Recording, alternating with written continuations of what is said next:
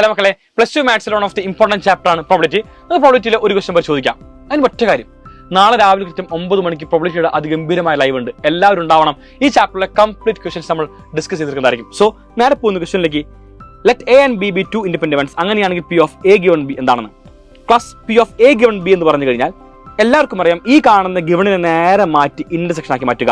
P of A intersection B. താഴെ എന്താണ്?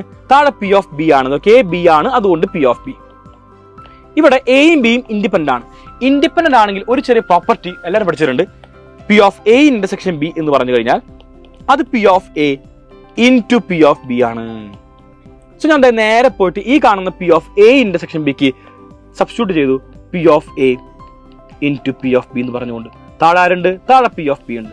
ഇത് നമുക്കല്ലേ പി ഓഫ് ബിയും പി ഓഫ് ബിയും ക്യാൻസൽ ആയിപ്പോയി, ആൻഡ് പി ഓഫ് എ മാത്രം ബാലൻസ്. യെസ്, നമ്മളുടെ ഇങ്ങനെയുള്ള ഒരുപാട് ക്വസ്റ്റ്യൻസ് നാളെ രാവിലെ കൃത്യം 9 മണിക്ക് ചെയ്യും. എല്ലാവരും ഉണ്ടാവുക. നമുക്ക് ഗംഭീരമാക്കി മാറ്റാം ഈ ഒരു ചാപ്റ്റർ.